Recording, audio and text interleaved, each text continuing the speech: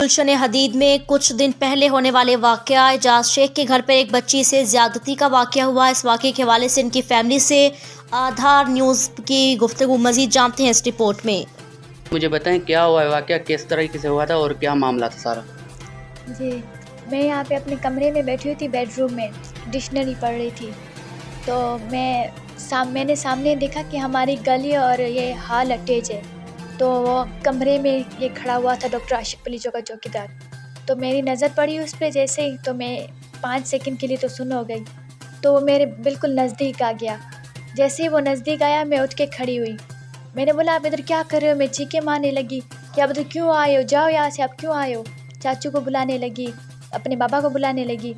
तो वो कह रहा है चीखो मत, चीखो मत। मेरे मुंह पे हाथ रखा, दूसरा हाथ मेरा मरोड़ के पीछे किया और बोला चीखो मत, चीखो मत। उसके हाथ में कुछ था, इंजेक्शन थी, और उसने मुझे, उसकी वजह से मेरी बहुत उसे हाथापाई हुई और मेरे हाथ में भी चोटें लगी है, नाक में भी चोटें लगी और मेरा खून भी उसके कपड़ों पे है। तो मेरे चोटें लगी। उसने मुझे बहुत मुझे बेड पे लेटाने की कोशिश की।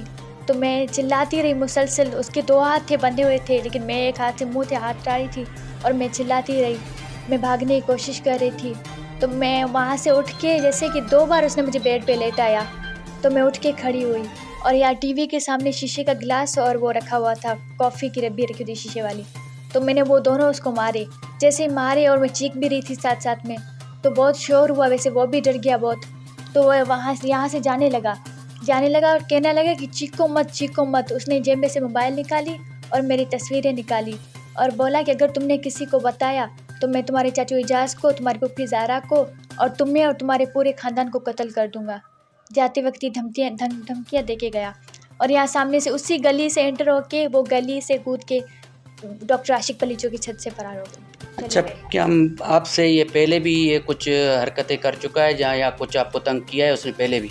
जी, हम बाहर जाते हैं, मैं और मेरी फ़िज़ा कज़न है, हम जाते हैं सामने कैबिन पे जाते हैं, आइडियल पे जाते हैं। तो वो हमारे पीछे आता है बाइकों पे और हमें छेड़ता है, इशारे करता है। तो हम अपने चाचू को बोलते, शिकायत देते रोकी।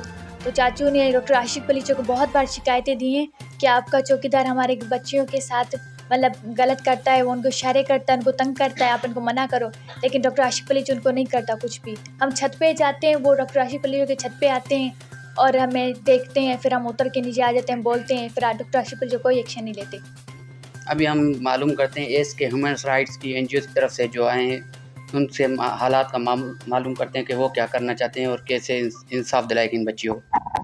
अस्सलाम वालेकुम। SK human rights NGO foundation ladies wing president Ayesha Junejo सुबह।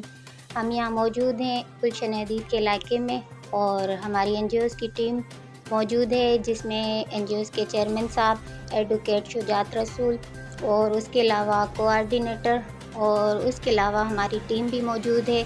और हम यहाँ पहुँचे हैं गुलशन हदीद में। हमें जैसे इंफॉर्मेशन मिली, कुछ दिन पहले यहाँ एक वाक़या पेश हुआ था, एक 17 साल बच्ची नाइला शेख के साथ किसी न्याजी ने जो है ज़्यादती की कोशिश की, मुबैना ज़्यादती की कोशिश जो नाकाम हुई है। तो उसी हवाले से जैसे ही हमें इंफॉर्मेशन मिली हमारी NGOs को, तो हम आज आए हैं। हमने मुतासरा फैमिली से काफ़ी जानकारी ली है, उनसे बातें की हैं और काफ़ी हमें मालूमात हुई है और हमने मुतासरा लड़की से भी बयान लिया है।